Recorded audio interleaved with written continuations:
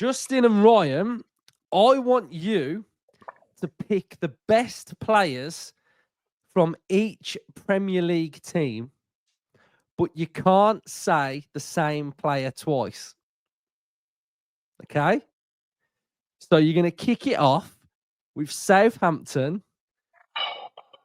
I'll be the judge of whether I think they are worthy of being the best as well, right? So, Ryan, Southampton. Oh, nice. Tyler Dibley. This season. Yeah. He smashed it straight up. So, Tyler Diblin's gone. I'm going to go Ramsdale. I'll take that. Ipswich, Ryan. He's had a lot to do, you know. Delap.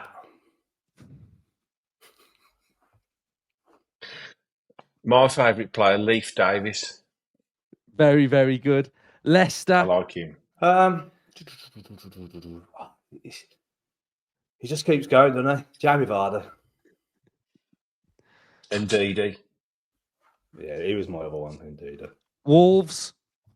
Oh, God, do we have to? Oh, my God. Cunha. I'm going to go for another one player that I really like, 8 Nori. I agree. Right, Justin, go first. Everton. The midfielder called Indai. Yeah. Oh, they're number 10. Yeah, he's decent. Who's had a good season for him? No one really. Have they? David Moore's probably. Who's the one that scored against us? McNeil. Oh, McNeil. Probably. Yeah, decent. Justin, West Ham. Bowen. Paquetá. He played quite well against us. That was an eat. I thought you could have had a few for that one. Produced as well. Right. Justin, Spurs. You're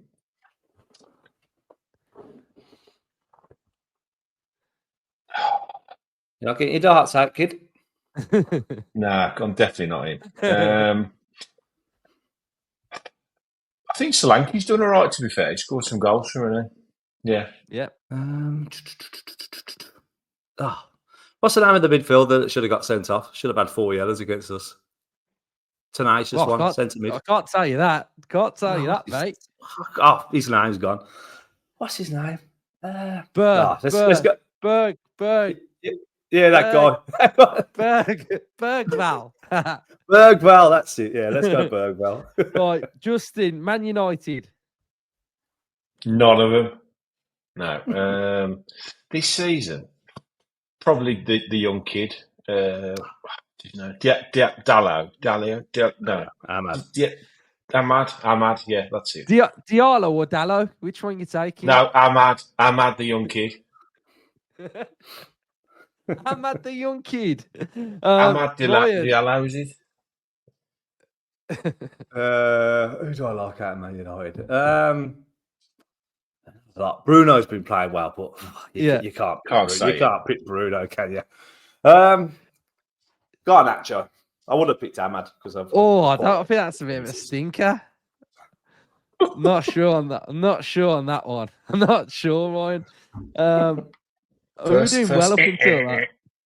Yeah, right. Let's fire through these then. Quick fire then. Justin, Palace.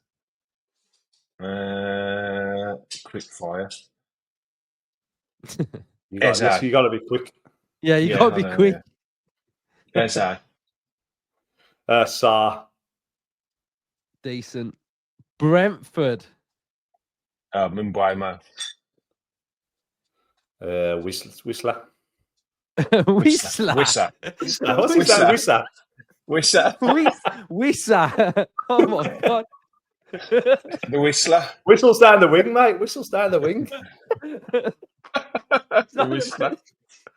He's not the Pied Piper. God. Oh, Whistler. Whistler on the wing. Brighton. More pronunciations of players. João Pedro. Yeah. Can't wait for this. Who's the Van Heckel? Van Heckel? Yeah. Oh no, who's their centre mid? Who's their centre mid? Baleba. Baleba, yeah. Baleba. Him. Yeah. He's a player, he is. Right, Fulham. He won't be.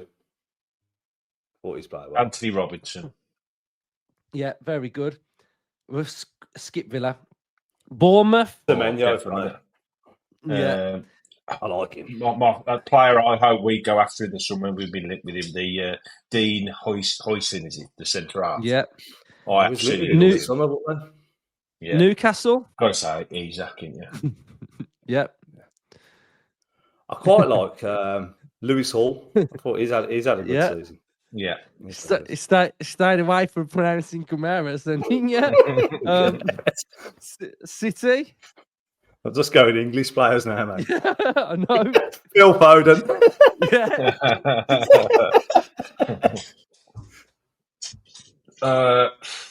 They've all been pantsing now. Haaland because he's banged. Yeah. Chelsea. An easy one.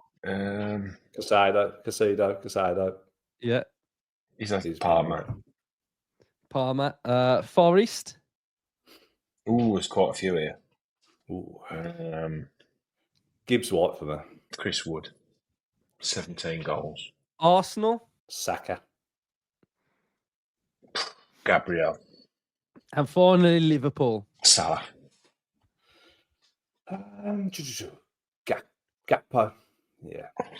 Very good. That was fun and funny. I need to go on the YouTube clips where all the players do their pronunciations. So I need to do a bit of research there, don't you? That's definitely getting clipped up. Yeah. Definitely. As soon as I said it, I know. It's up and clipped up, that'll be. So funny. Right. So what we're going to do now is we're going to get Ryan to pronounce the whole Ipswich team. And we're going to take a look at Ipswich and do... Go and get into Smodics. Yeah. No. I've been practicing that one. So we'll do predicted lineup.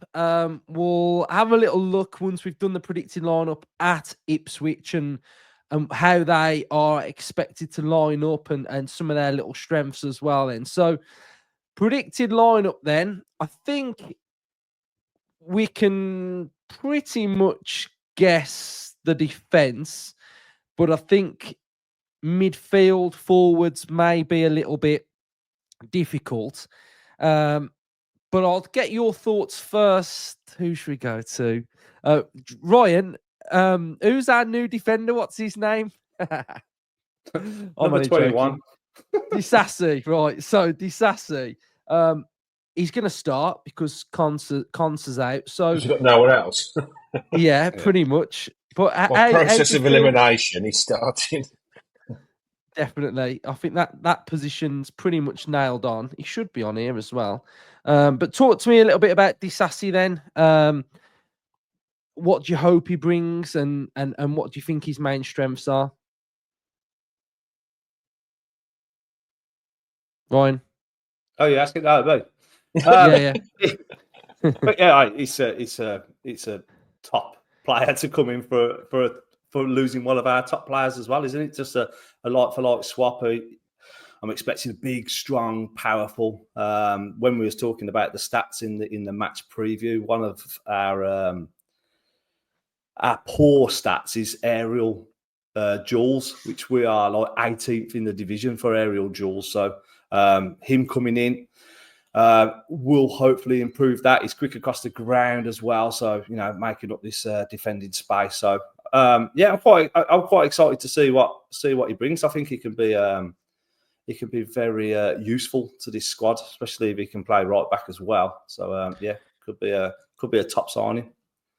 I think one of his main strengths are his aerial duels, which I think is something that we lack and has been lacking, and we saw that with Mings coming into the team. So, and what I really like about him is his desire to come to Villa and want to play, and that's what I feel quite good about him as well, and I expect he's going to want to come in and do really well. So with that added motivation, and listening and working with Unai, I think it will be a really welcomed addition. A little bit probably like the Longley signing, which I thought Longley, when he was here on loan, I thought he did very, very well. And if we had Longley now, we'd be doing very, very well, I think. So one player that you were really impressed with, Justin, I know we've been speaking off air about Garcia.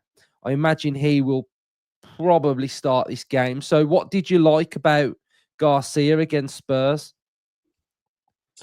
I just liked overall how comfortable he looks in a Villa shirt. How quickly he's just picked up the way we play. It's not an easy system to play, especially when you haven't played it before.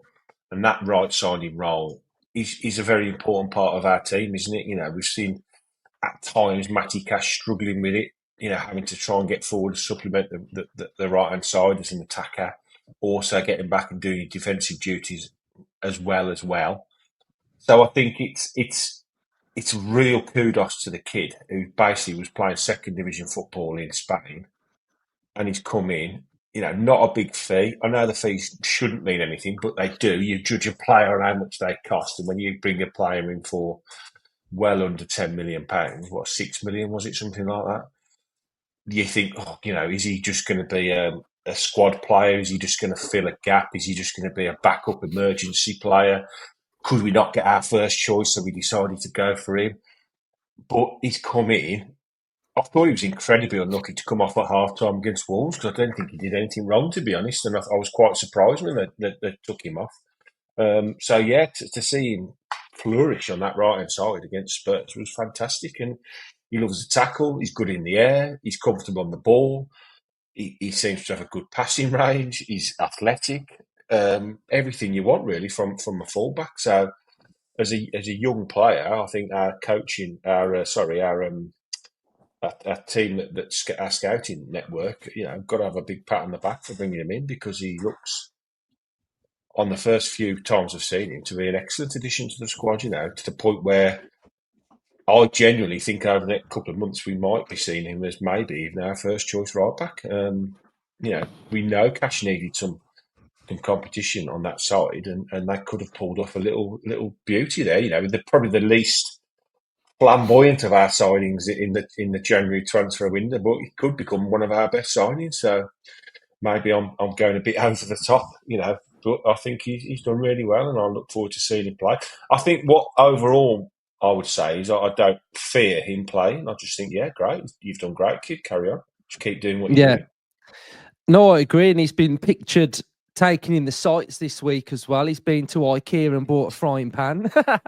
He bought a frying pan, which I just found it quite funny that he bought a frying pan. And he's then the same day he was pictured in Lidl as well. So yeah, but I agree that it is quite funny, but that just shows he's quickly just. He seems a down-to-earth kid, doesn't he? You know, he's buggered off to IKEA, got a few stuff for his house, and you know, he's gone shopping, done his shopping, and you take it for granted that these kids, which he is, you know, he's same age as my daughter, and it's like if I said to my Liv, right, bugger off to Spain and live, she'd be like, I ain't got a clue, Dad. I ain't going, you know, different language, different culture, different, you know, you just expect these players, you know, we see them on the pitch, but you don't appreciate that they're upheaving their whole lives to come to a different country to play. So the fact he's come over and he's settled so quickly on and off the pitch, it's fantastic, and fair play to the young lad.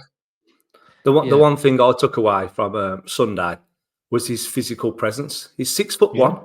He's 6'1", and when you look at them aerial stats, how we're lacking, you know, his presence adds to it, doesn't it? Yeah. Yeah, I agree. I've been very, very impressed with him. I like how he's sort of first thought he's forward as well at times. Yeah. He bombs on, doesn't he? Yeah, he wants to go, and I think that's really good. So, I'll tell you another thing I saw him do a couple of times when he did make that run, and they didn't find him. He was giving them a bit of an earful as well, going, you know, like, I was making a good run here, lads. You know, he wasn't backwards and coming forwards in letting them know that, you know, I'm making these runs. Try and find me. Yeah, confidence. I like it. Right, double so pivot. Bogard at right back, yeah. Well, you never know, do you? He could take him out, and yeah. But How much of an eye do you think he'll have on Wednesday? Do you think that's got any bearing whatsoever on this game? No, nothing. I know he has never done that, but yeah, 3 home games in a week. Yeah, I think it's just one at a time, isn't it? Surely. Yeah, see where we are Wednesday. Is there a shout for Maatsen to come in, or is that too much disruption to that? Well, it's like a makeshift back four at the minute. Is it an opportunity for Maatsen to get some minutes from the off? His pace, especially up against like a Hutchinson or someone on that side, or is it let's get the job done, get Luca Dean in there, solidify that back four, and maybe he comes on the 60-minute mark or something? I think you make a good point, because I think you would have expected Maatsen to play in the FA Cup if we were going to rotate, and he didn't, did he? No. So I'm just. But every time I've expected Maatsen to come in for exactly the reasons Ryan's just pointed out, and I do agree with him. I think they're a solid thought process. He's just stuck with Luca Dean, hasn't he? He's almost been undroppable this season, hasn't he? Yeah, but I do think you've got Kamara there as well, yeah. If there's ever a chance for him to come in now, it would be probably, if you're looking at, I know we've just said he won't look at Liverpool on the Wednesday, but with Liverpool and Chelsea up next, you want Luca Dean to play both of them games, in my opinion. No disrespect to Maatsen. So this could influence him to say, okay, we'll give Maatsen a run out against Ipswich. No disrespect to Ipswich. It is the easier of the 3 games. So there's a definite chance that could happen. So should we put Maatsen in? No, I do think Luca Dean will start purely because of Kamara's there. You've taught me into Maatsen now, Ryan. And it's more support. But that's what I've been toying with all day. Could he come in? And then I sort of convinced myself it would be Luca Dean because Kamara's there. If it was a Power and Mings, then I think he might have come in. Possibly, but I think he will. Yeah, he might start with Luca Dean. Just wanted to get your guys' feelings. I think that's Tielemans definitely. Defo. McGinn. I think so. Yeah. He was excellent. Yeah, he was excellent. Brilliant, wasn't he? Yeah. Right. This is the. I'll leave this up to you guys. This is the tricky part. We'll go from right to left. So, who's starting on the right? Purely because I've fallen in love with the guy immediately. I want to see Marco Asensio start on Saturday, please. So can we just put him in, and can we just all think it? Can we just keep thinking it, please? Can we manifest it to happen? We could do. But I also my issue. Bailey had his best. I think Bailey had his best game. I do agree. Yeah. And I kind of feel like while he had his best game, he's getting on that left foot. I think Bailey should start. That's not to get too ahead of myself. I can actually see the same front four playing. Yeah, that's what I've wrote down. What I'm thinking is trying to see what Emery thinks, and like Emery, when he gets a new signing, it's adaptation time, isn't it? It's easing in, and I feel like the performance that the lads give on Sunday, Bailey, his best game of the season, Ramsey breaking the lines and getting through time and time again. I feel like them lads will start again, and it kind of how Sunday went, where he'll introduce a Rashford and Asensio from the bench with a view of what's to come later in the week, where they can maybe force themselves in for the big games. Really, I think one of the most important points is I don't think either Asensio or Rashford are match fit. Especially Rashford. I mean, the last 5 minutes of that game against Spurs, when he made that lung busting run through, and then he almost chopped the defender in half when he tried to have the shot. You could tell he was really blowing because he was on his haunches, and he was sort of, because you can tell they're fit. They're all fit lads. There's no question. All this absolute bullshit that Rashford's come, he looks not fit. I hope if I ever look as unfit as Is that the first time you've said a swear word? I don't think I've ever heard. Apologise for swearing. Sorry, I don't think I've ever heard because it Christian annoyed say me. It really, really annoyed me because he's not unfit. The guy is lean as anything, 4% body fat. This is a bloke that hasn't played for ages, and apparently, according to, I'm going to swear again, but Man United sources, the guy doesn't, he's not bothered. So it annoyed me to think that he looks so lean, but he's not match fit, which is a different fitness. Everybody knows football knows you can be fit but not match fit. It's a different type of fitness. Then I think Asensio, although he didn't blow as much because I don't think his game is as much as pace and running. I think it's clever just to ease them both in, and I think you don't want to tee off the players that are currently in possession because they deserve to play, like you've alluded to, Luke. You know, Ramsey's in the best form probably for 18 months. Bailey probably had his best game for a long time.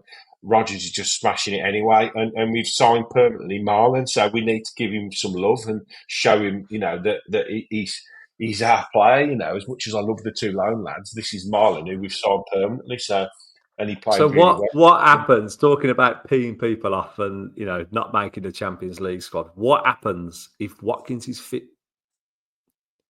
I don't think they're going to risk him on Saturday. No, I don't either. No. So you think Malin stays up front? I think we've got enough in the tank now to say to Ollie, just have one more weekend off, and then we need you next week for the two big games. I think me and Hannah did an episode a few days ago, and we were talking about what our best 11 was, and I don't think we necessarily have one, but if we were in a cup final and everybody was fit, what would the starting lineup be? So we tried to play it along those lines, and I think a lot of people in the comments were, spot on with what they're saying, is that we have starters and finishers.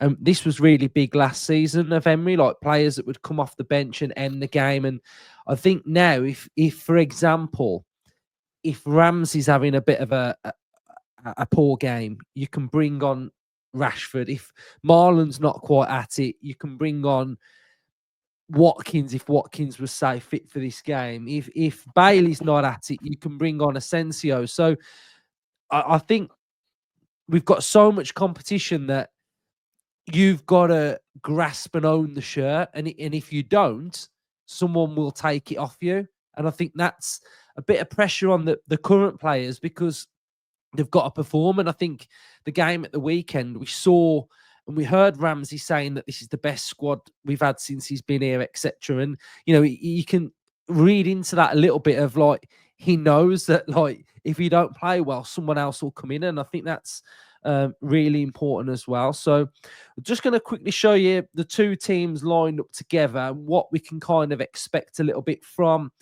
Ipswich and their system with their left back. Like we touched on in the game, the reverse fixture at Portman Road, is that Leif Davis will be offering the width on that left-hand side. So Twanzebe will be tucking in a little bit and then make up a little bit of a back three. We've got Philogene who will go inside. Hutchinson will offer width on that side, can come inside as well. And Ciso's been playing a little bit in this area as well. But the one thing that I've noticed is there's a little bit of isolation between the central midfielders and their forwards. And I think it's very important that Jaden Philogene doesn't turn into prime Ronaldinho at Villa Park. It's vitally important that we stop him from having any ounce of a decent game. He scored at the weekend, so that will be interesting. We'll just touch on Philogene because he's one of our ex-players. What's our vibe on him? There's always a danger when a player returns to the club, isn't there? There's always that danger that he turns up and has an absolute worldie. But I kind of weren't sold on us bringing him back at the start of the summer. Obviously, every player that comes into the club, you give a chance, but I just weren't sure. And it feels like now how it's all panned out that it was a bit of Monchi masterclass, wasn't it, where the offer for Diaby come in, which was too good to refuse. It helps us out financially. Okay, if we let him go, who's around? We had the buyback on Philogene, got him back in. He had half a season. We moved him on for more money, and then we upgraded to Asensio. And the Champions League, obviously, the wins and the financial package that comes with the wins and getting through has obviously given us a bigger scope to spend a bit more money, and we've upgraded it there. So it does look like a bit of a Monchi masterclass with Jaden. Just never really sold on it. He never really grasped his opportunity. Brilliant against Bayern. That is ultimate. On the Villa highlights, he's going to be pivotal on that because he was sensational. He backed it up against United. But, that chance he had at the last minute against United, and he's like, you want to bury that. You've done that against Bayern. You've got that. Just hit it. And I just felt like he was just a bit too flimsy. Just never really had it, what I mean? Just that aggressiveness, that will to smash the ball in the back of the net. I just don't think he had it. But I'm hoping he don't turn up. Apart, but I've got no issues. I'll tell you what I will be looking out for. I'll be looking out for seeing if he still plays like this. Because I don't know whether this. No, I'm being serious. I don't know whether this was a little bit of like a mechanism to deal with pressure a little bit to protect himself. I don't know. I've just never seen anyone do that. So I think that'll be interesting to see what it feels like, because it kind of did just feel like he never quite felt he was at this level. It felt like he was within himself a little bit. And, I think he had a fantastic opportunity at Villa to try and succeed. And I don't think he did enough. I think had he took his chance and played really well and scored goals and, looked a massive threat, I don't think we would have got rid of him. But I think we just looked at it and felt like he wasn't good enough. I get the feeling that he came back and he almost felt like he'd already been judged at Villa once.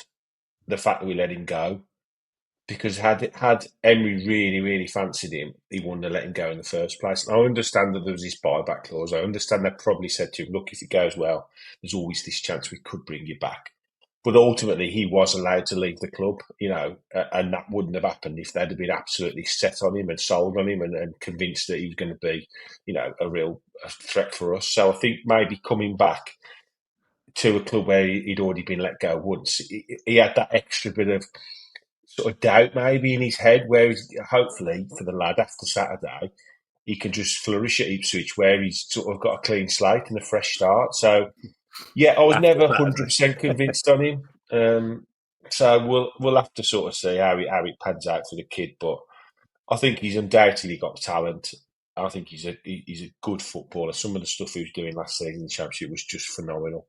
So there's definitely a player there. And maybe next season, if Ipswich do get relegated, he'll have a really good season there. Maybe they had one eye on that. I don't know. But yeah, I wish him all the best after the weekend. Yeah, definitely. So that's our team pretty much, as you can see on screen. If you would put anyone else in there, let us know.